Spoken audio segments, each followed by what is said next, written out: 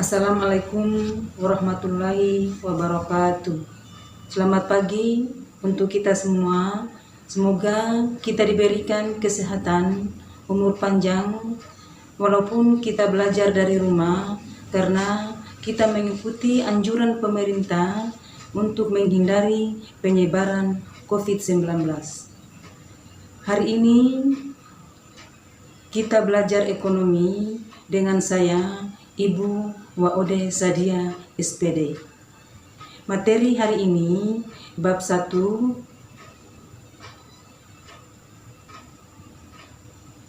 konsep dasar ilmu ekonomi.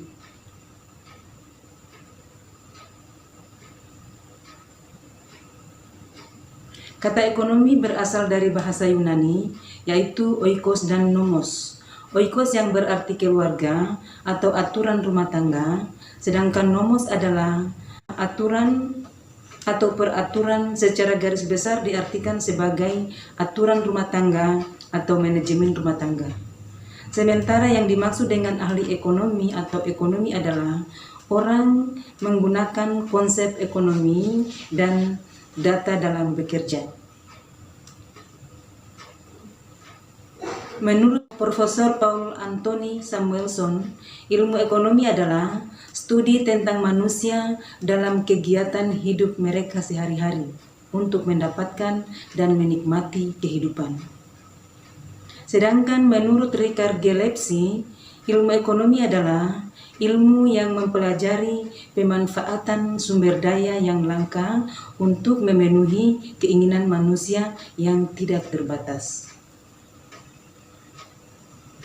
Dalam hal ini, manusia dan ekonomi merupakan dua hal yang tidak dapat dipisahkan.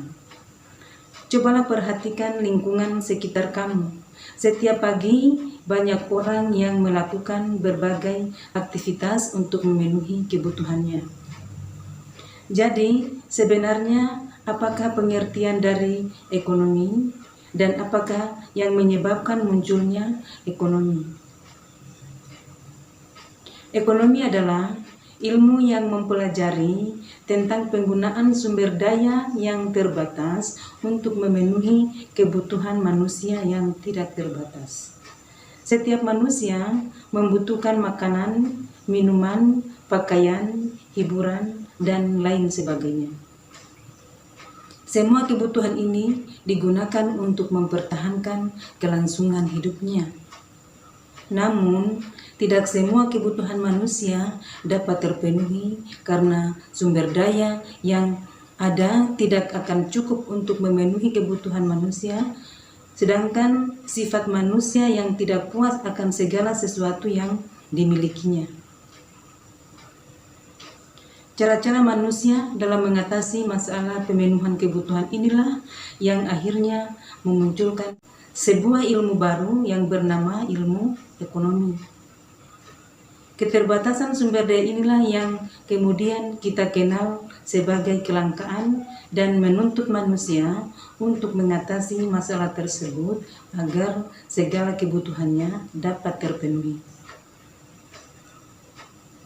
Dan ilmu ekonomi dibagi menjadi 3 kelompok, yaitu pertama, ilmu ekonomi deskriptif, merupakan analisis ekonomi yang menggambarkan keadaan atau kondisi yang sebenarnya berdasarkan fakta dalam perekonomian.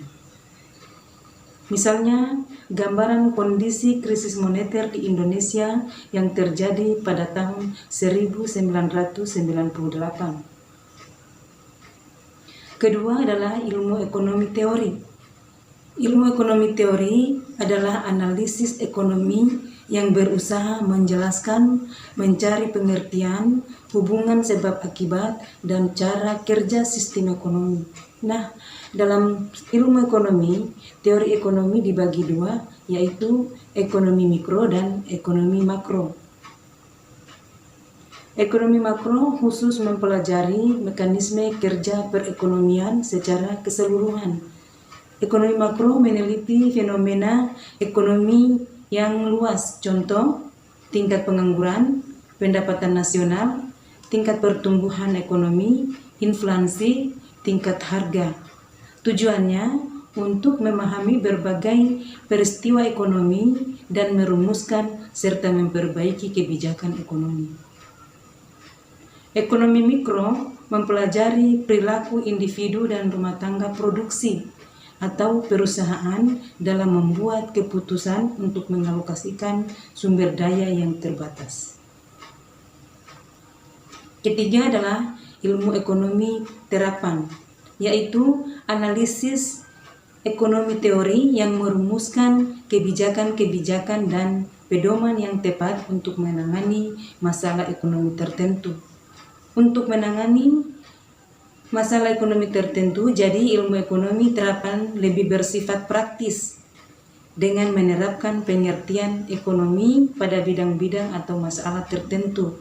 Misalnya, ekonomi di perusahaan, ekonomi moneter, ekonomi perbankan, dan sebagainya. Sekian dan terima kasih. Assalamualaikum warahmatullahi wabarakatuh.